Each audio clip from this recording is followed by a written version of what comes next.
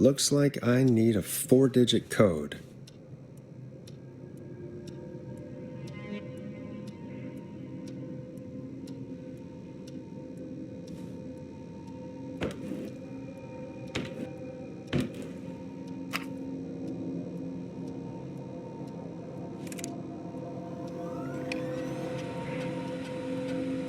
Could this be it?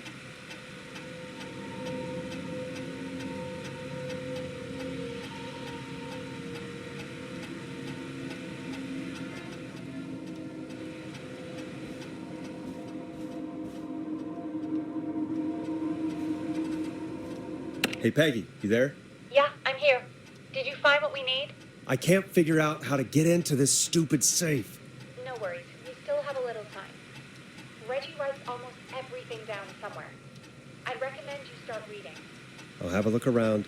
You're probably right. I'll let you know when I find something, or don't.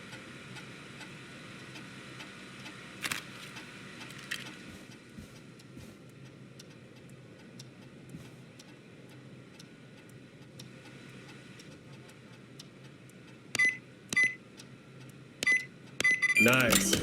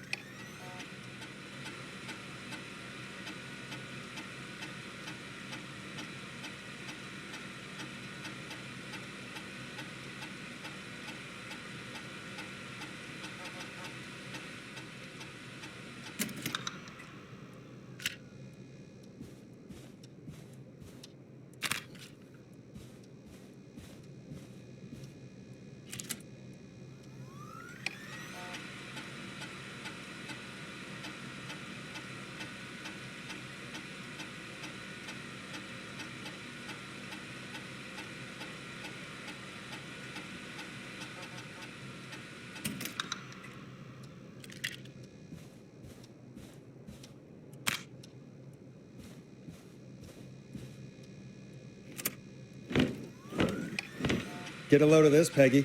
Apparently, I'm a lone wolf type. Forrest, what are you doing? We don't have time for this. We have a man literally dying on the line, and you're more interested in you. You're right, I'm sorry. I need to focus on possible candidates. I can read the rest of this later.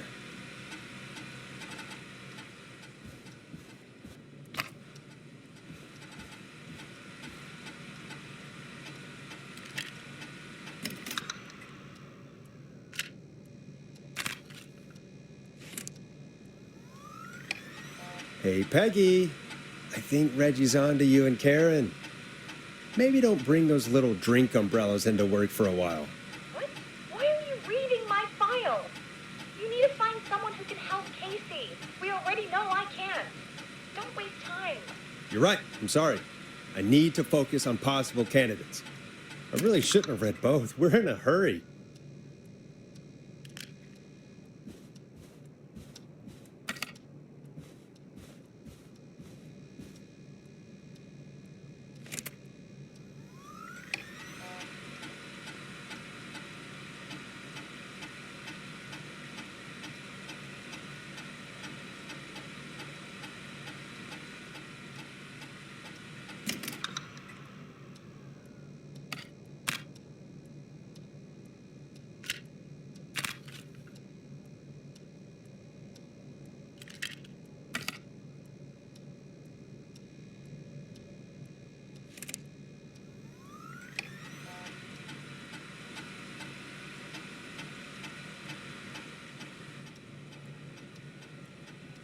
Hey, Peggy, you there?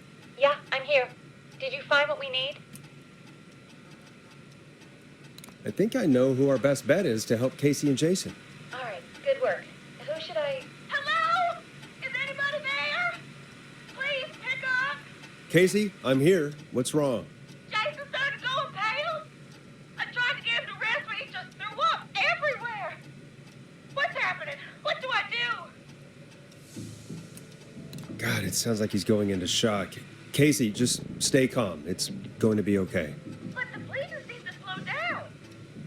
Did I mess up? Jason, I'm sorry. Casey, calm down. You've done everything right. I need you to listen to me, okay? For Jason. What did the nurse say to do about shock? Casey, I need you to elevate Jason's legs. We need to get the blood flowing to his vital organs. Got it. Jason, stay with me. I'm just gonna move you. This might hurt. Okay. I propped his legs up on some boxes. I'm looking at my notes. We need to get Jason as warm and comfortable as possible. Do you have anything you could use nearby, Casey? Yeah. I still have some laundry next to me. I'll wrap him in some blankets. Just give me a second. Sorry. Jason's bleeding through his bandages. Should I get him new ones? Or... Oh, God. Don't remove the bandage. Apply another one on top of it. Do you still have something you can use? I've used the rest of the laundry to keep him warm, so... I'll use my jacket. I can always get a new one. I'll fix his bandage and get him warm. Hold on, please.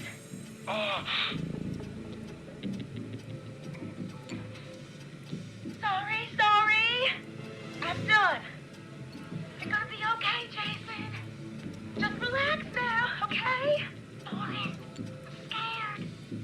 He's not doing well. Is he gonna... Casey, I need you to be strong for Jason. Sit with him and reassure him that everything's going to be okay.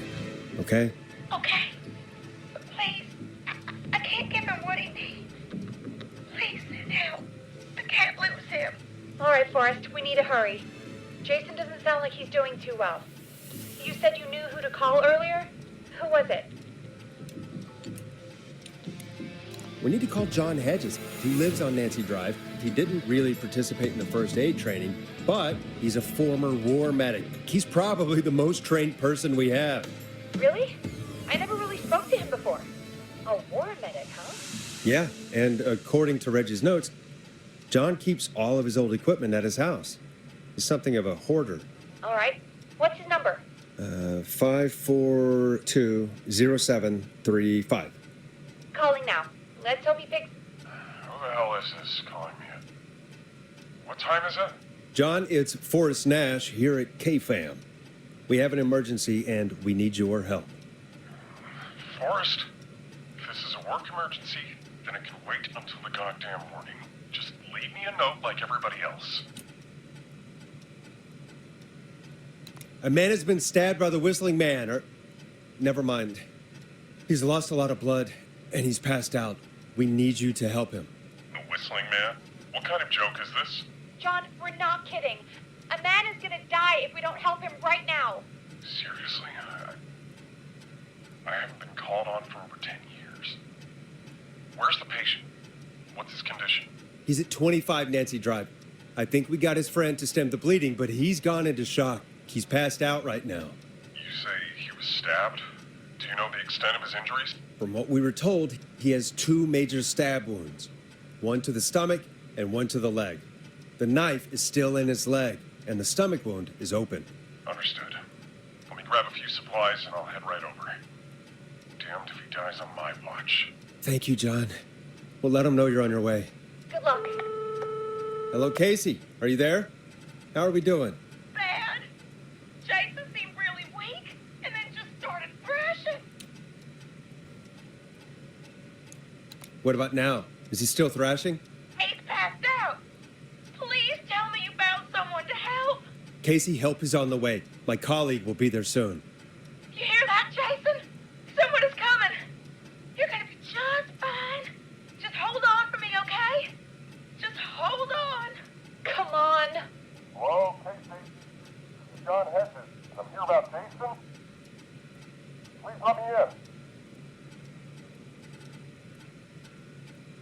I'm guessing that's Jason there. Casey, I'm gonna need your help. Forrest, Peggy, don't you two worry. We've got this from here. Okay. Forrest, we'll call you back later. I have to go now. Good luck, everyone. God, I hope he's gonna be all right. And with that, the show moves on. We're sending our best wishes to Jason. Well, after all that excitement, I think we could use some music. Come back upstairs when you're ready.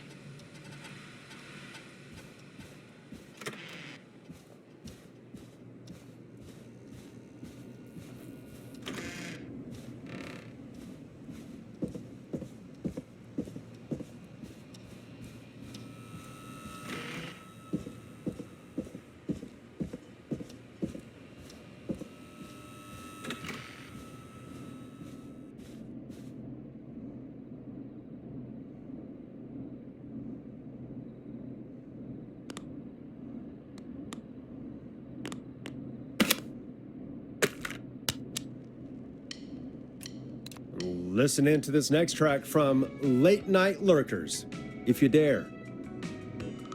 It's getting pretty late.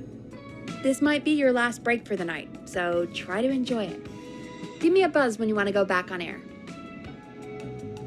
Let's roll. You got it. We've got another call coming through, too. Welcome back to 189.16, The Scream. I believe we have another caller on the line. How are you tonight, caller? Forrest, it's me, Roller Ricky. Oh, and Maxie's here too.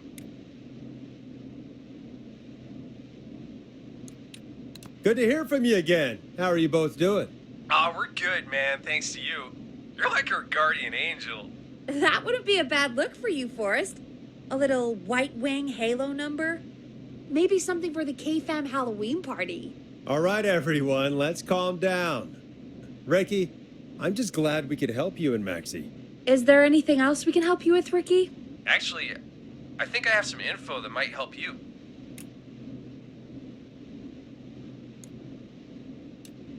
Oh? What's that?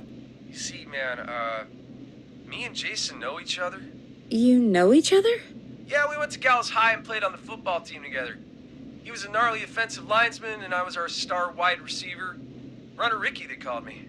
All right, and what does that have to do with tonight? Well, because George, the guy who drowned, he was on our team too. Tell me about him. What was George like? I didn't know him for long, man, sad to say. We had our first team party on the night he drowned. He seemed like such a good dude. Ricky, were you there when George drowned? No, man. Once the party turned, I beat feet out of there. Man, I remember George and his girl there. There was a whole lot of love, man. I could see it, you know? Ricky, listen, this is very important. I need to know everything about her. I didn't really know her before, or see her after that. I never even got her name, man. I just remember he called her Bean. Then what did she look like? Please, tell us anything you remember. I just remember a pretty girl, man. I'm sorry.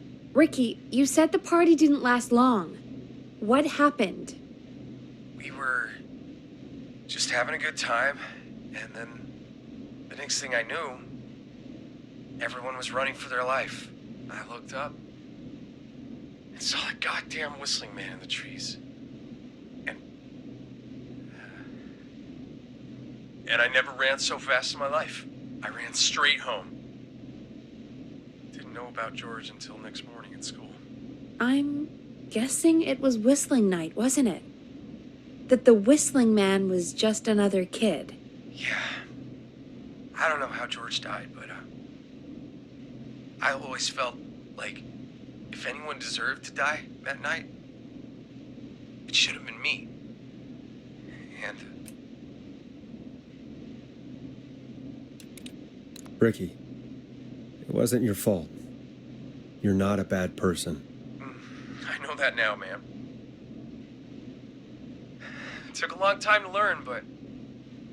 yeah. Just thought I'd tell you all what I know. Thank you, Ricky. This helps. Thank you. You got it, man. Anyway, I think it's time for me and Maxie to free up your phone lines. Thanks for listening, man. I'll let you to it. Night, Ricky. All right, folks. Looks like we got a new lead in the case. If anyone has any info about this mysterious being, please call in. If she was George's girlfriend back then, she's probably in her mid to late 30s now. Huh. Oh, we have another call coming in, but hang on. What's up, Peggy?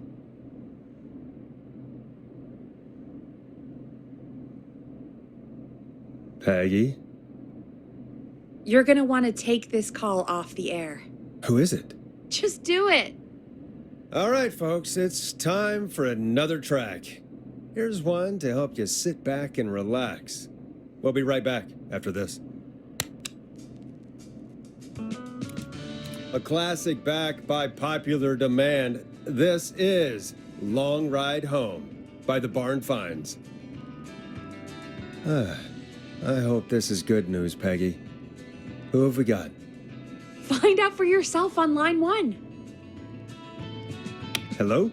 Forrest, I'm glad I got back through to you. Sounds like it's been a busy night, huh? Surprise! It's Leslie, our 911 operator, leading the charge from Henderson to come save us. It's so good to hear from you. Are you okay? We're doing okay. Sarah and I are both happy to be headed back home. We're happy to have you too. Wait, Sarah? Oh, yeah, I mean Deputy Martinez. Anyway, we got back into radio range a little while ago. We've been listening in, but haven't been able to get through until now. Ever since you found Sheriff Matthews, it's only gotten worse. It's been a long night. Well, it shouldn't be too much longer now. I'm glad I got through to you. I wanted to let you all know what's going on. I made it to Henderson. Turns out somebody had cut the phone lines, and they had no idea what was happening. After I told them, well, their sheriff sent a goddamn squad back with me to stop this. That's great news. That's crazy about the phone lines, though. Do you think the Whistling Man cut them? I'm guessing so. I don't know how the Whistling Man did it. But that doesn't matter right now. Listen, we're coming in hot, but we need your help. I know Gallows Creek isn't a big town, but if we don't know where the Whistling Man is, we can't get him. Her. That's where you come in.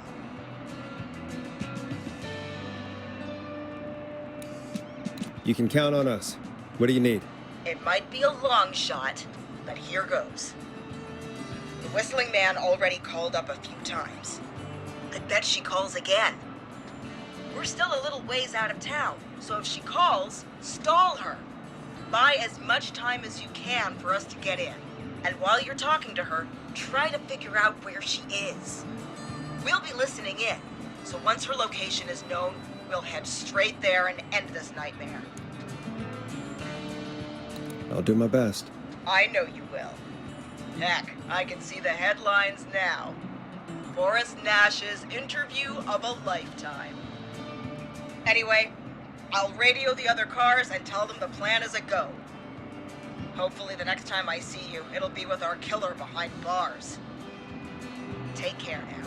We'll see you soon, Leslie. Oh, thank God. It sounds like this is almost over. We're nearly through this. I hope you're right. The sooner this is over, the better. I am right. Trust me. Anyway, we should get you back on air. Taking callers is the only way to see this through. Time to turn the music off. Bringing you back live now. Welcome back to The Scream with me, Forrest Nash. The line is lit up, but before I get to our next caller, I just want to say, things are looking up. It's almost over. But for now, let's bring in our next caller. Evening, caller. This is Forrest Nash. Hello, Forrest. This is John Hedges. I'm here with Casey. I wanted to give you an update on Jason. John, is he going to be okay? He's a fighter. He'll be fine. We We've got him stabilized and resting in a bed. We're preparing to move him to the hospital. Thank you so much.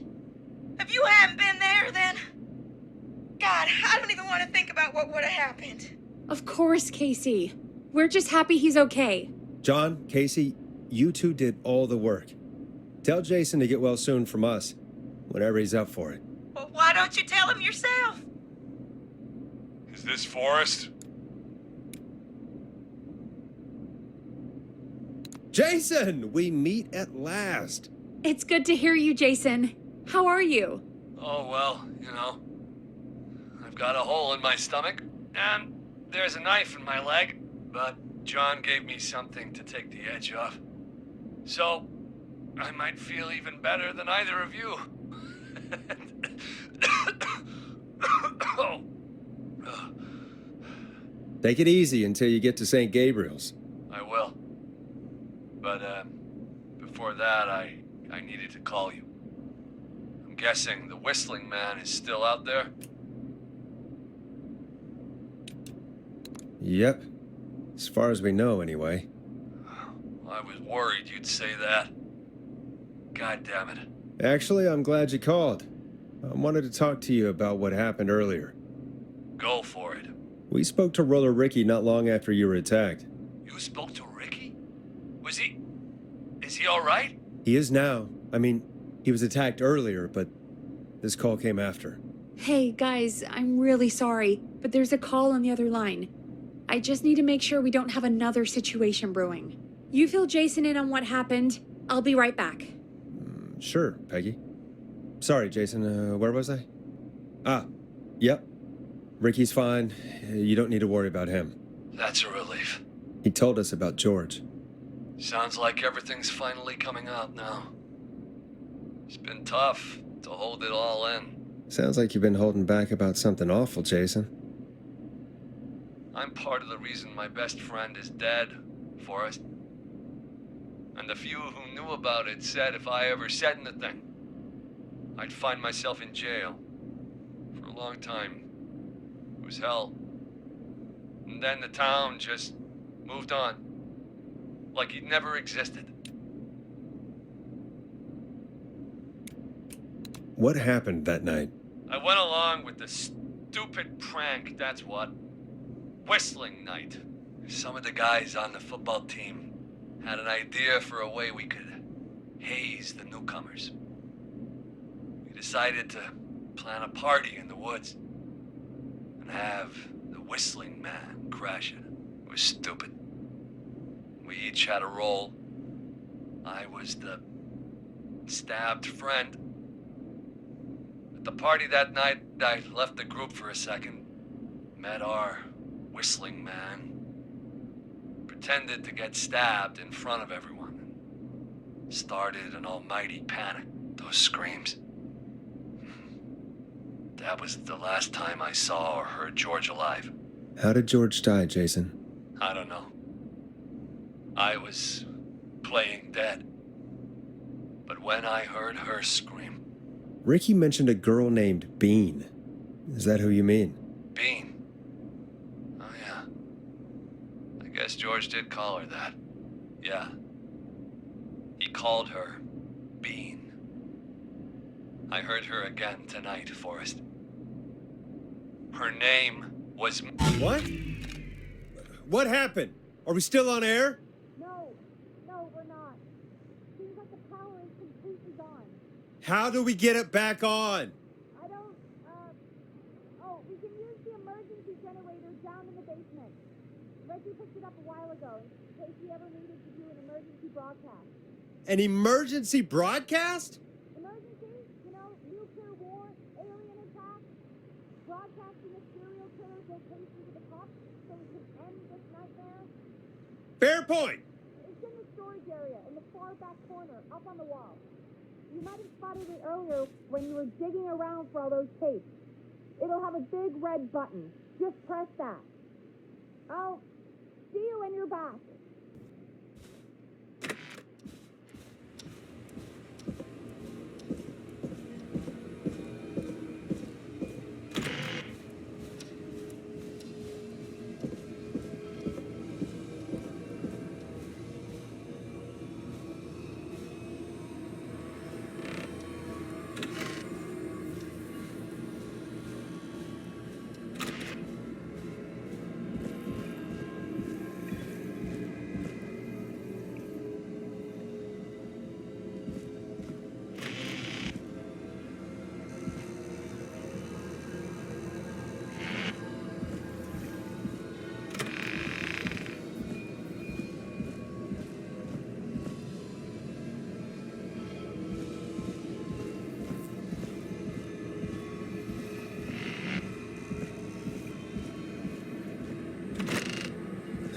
Far back corner.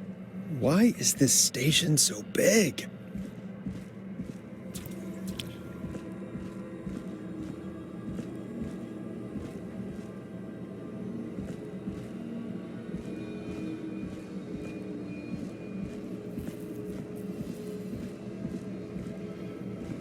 That must be it. Boom! We've got power.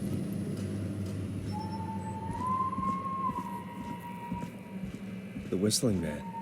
I need to warn Peggy.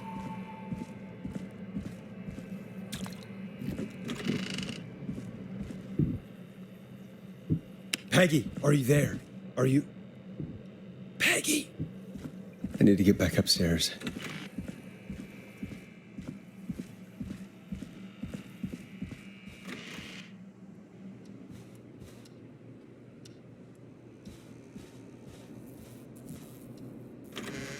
What the hell?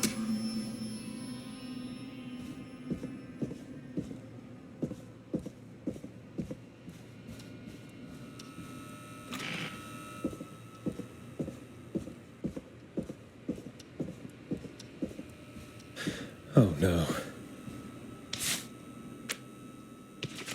Peggy! Where'd you go?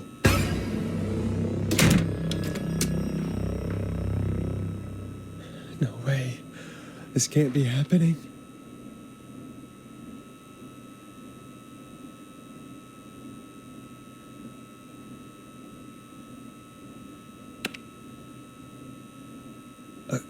A call.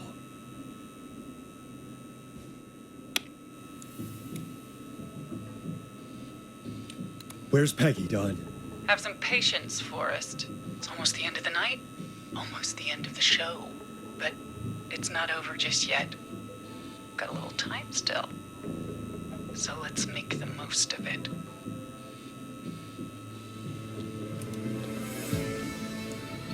What do you mean? Make the most of it how? Well, I thought we'd end tonight's Whistling Man special with a special guest. The one who started it all. Let me take that out of your mouth and... You crazy bitch! Let me go!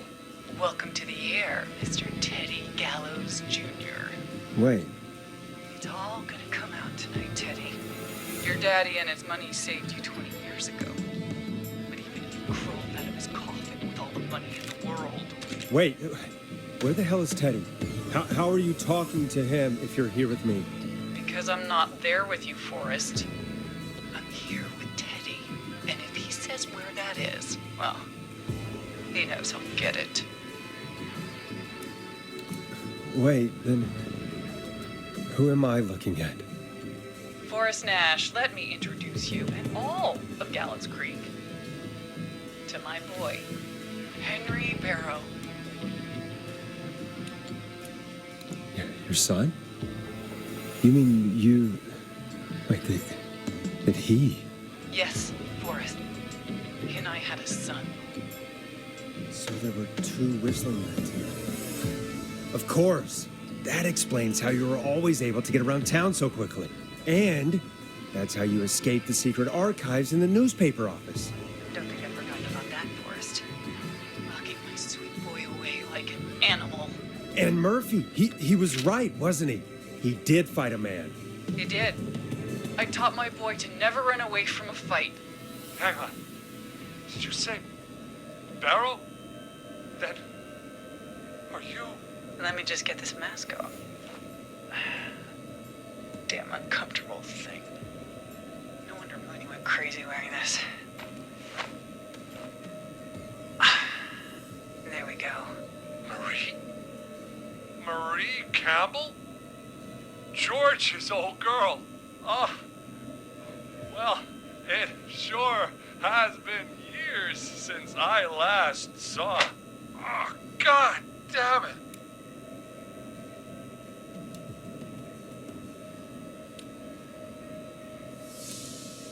Where are you going with all of this? Everyone's gonna know now what Teddy did. He killed George that night. This night. 20 years ago. Listen to me. You... You're gonna talk when I talk to you, and not a moment before. Meanwhile, Forrest, I'm gonna give you the chance to talk. You're gonna help me reveal what really happened to George all those years ago. Okay, Marie. I'll do it. Good. Then let's talk about the night George was murdered. Murdered? Listen,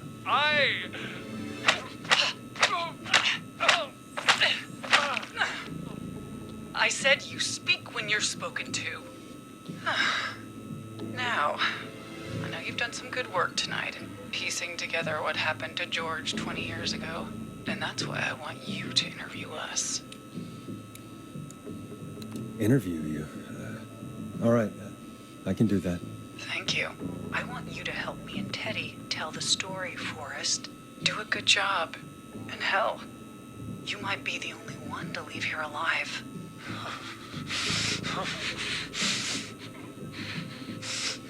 I need to drag this out. If I can buy Leslie time to get back to Gallows Creek, and if I can find out where Marie is, then this can end. Teddy, we'll start with you. Just, talk me through what happened that night. How did it start? how would I know? It was 20 years ago. Teddy, be honest with me or we're both going to die. Honest? Forrest, I'm trapped here with a psycho. Ow. What the hell? God damn it. Okay. Our first team party was coming up. And when I saw the date it was scheduled for, I had an idea for a way we could prank the new guys. I understand that kids in Gallows Creek know tonight as Whistling Night. I'm guessing that's what you mean? Well, we didn't have a name for it then. It was just the night that Mooney went missing. But Whistling Night is what they'd call it later. Wait. You mean this was the first Whistling Night? Keep talking, Teddy. We went up near Whistling Point. God, who was there? Me, Jason, and George, of course. But George didn't come alone. He brought Marie. And Roller Ricky. He was there too, wasn't he? Yes, Ricky was there too. Runner Ricky, our wide receiver. I helped him off the bottle, you know, because I'm a decent man. Is that so? Yes, it is. He came apart one day. Some people do. He had some issues. Wasn't stable. I didn't want him to hurt his chances in life, so I helped him keep himself together. You were afraid he would talk about that night, weren't you? Keep talking. About midway through the night, we put the prank into action. We looked up at the trees and saw Jason there, bloody, like he'd just been stabbed. And the Whistling Man, screaming. George and I and Ricky, we got left behind. But Ricky was in on it too. I know he was. He and Teddy were as close as anybody. Teddy must have told him the plan. Did you ask Ricky if he knew or not? I didn't see any reason to. Why? Because Ricky phoned up earlier. He didn't know anything about it, Marie. What? He had no idea what was happening. He said he was as terrified as anybody. Isn't that right, Teddy? You didn't tell him, did you? Ricky never could keep his mouth shut. If we told him, he would have given everything away. But well, it doesn't matter. He didn't run his mouth enough to tell anybody about it afterwards. He's still guilty. It was just a stupid prank. How can you still say it was just a prank? Oh, come on. God damn it. You made George think Jason had been murdered. He thought his best friend was dead. And so tonight you stabbed him for real? It's the role he wanted to play. Jason's still alive, Marie. He was with a friend. We talked her through how to stop the bleeding and got him professional help just in time. Oh. Well, shame he didn't have the good sense to die earlier. He's gonna regret that. Enough about him. Me and George took off running, but somehow we got separated in the woods. I ended up near the bottom of Whistling Point, and when I noticed George wasn't with me, I panicked. And then, I don't know how he snuck up on me, but the Whistling Man grabs me. I scream, and he starts laughing, telling me it's just a joke. I could stall for time here. How did you feel in that moment? I felt like nothing was real. I felt small and confused, and Who was under the mask, Marie? Who was the Whistling Man? it was Chuck. Chuck Brody. Laughing away. But then he stops. And he's looking up at the top of Whistling Point. What was he looking at? Teddy, what happened next? Nothing. I mean, it was just Teddy? George fell off Whistling Point. How do you know what happened? I saw it. You pushed him. You were up there. You were dressed as the Whistling Man, too, and I didn't push him, God damn it! I just chased him up there and he kept backing up. When I saw he was about to go over, I reached out. That's what you saw. you liar. It's not my fault. He didn't know it was a joke. If he'd had any brains, he would have realized. Ugh. You bitch. No one's going to believe this. After all you did. If she's lying, why the cover-up? My future was at stake, Nash. You know what it's like. People like us are bred for bigger things. I'm going to be the mayor of this town, Forrest. And then governor. And then, who knows? What happened that night was tragic. It should never have happened. But it was a mistake. It was just a stupid joke gone wrong. So my father sent Clive out to clean it up. Why should a blip ruin my future? George was a blip? He wasn't a blip, Marie. His father covered it up from there. I searched for George's body all night, but Sandra found him the next morning while out jazz running. she found him in the river, but she lied about that to protect Teddy. She said something about her rent going up, unless she... Teddy, did your father own Sandra Sharp's dance studio? It's Gallows Creek, not Sharp Creek. I'd answer the question if I were you, Teddy. Yes, okay. We own most of the town.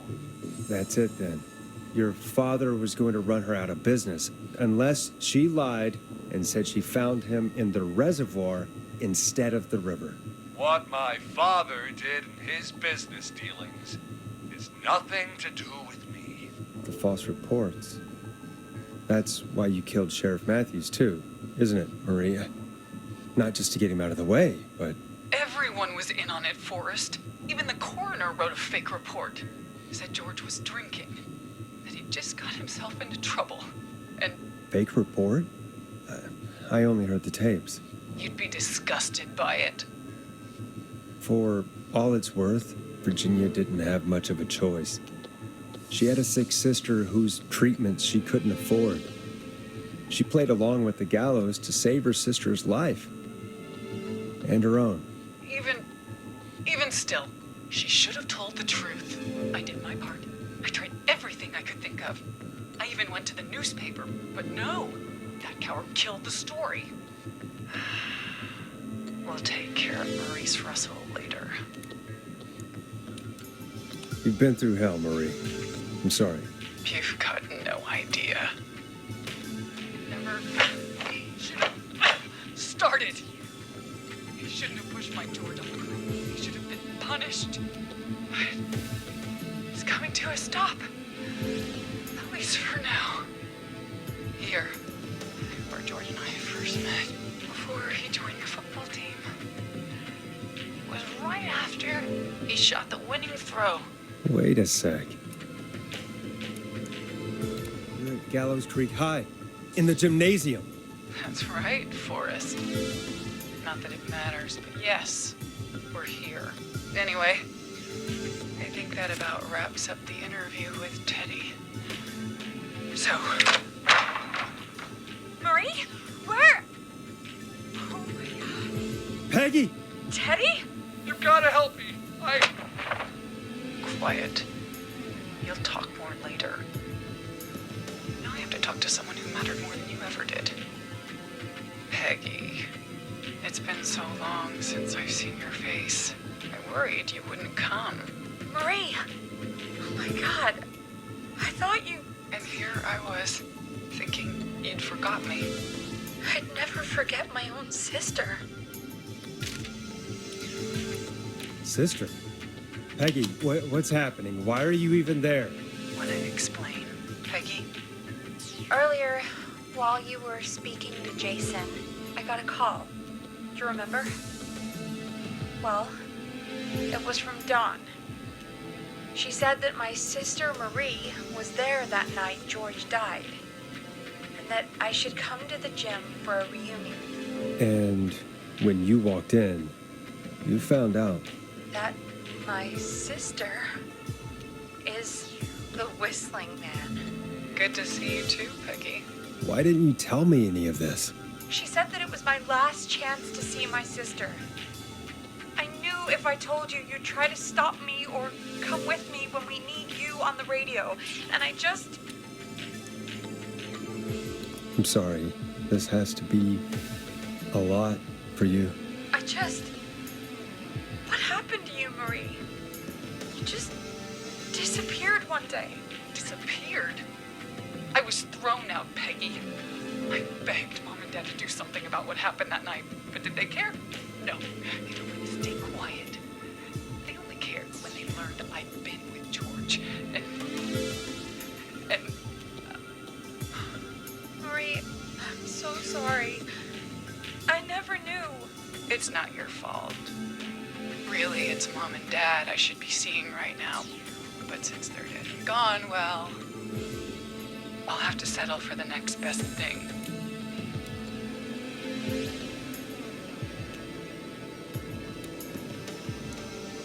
Next best thing? Do you mean? Someone has to pay for what they did. Marie, please. Mom and Dad are gone, Peggy. Besides, you forgot me. Just like the rest. You forgot. Marie, Peggy never forgot about you. Keep your mouth shut. She kept a card from you. She kept it here on her desk. What card? The card you made me for my 8th birthday. What does it say then? Happy birthday, Peg. Now you're great and 8. Love, M.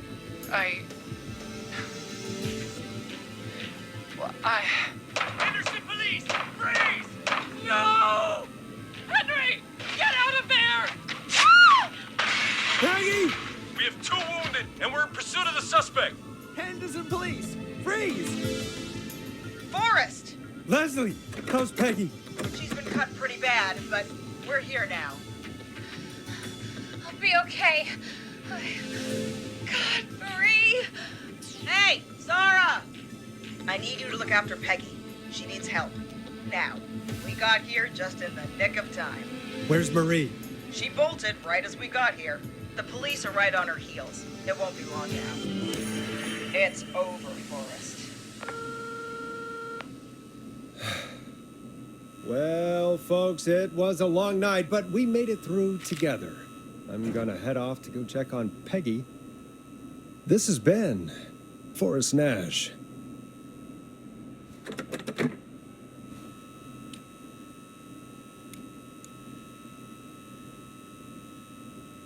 Let's make tomorrow better.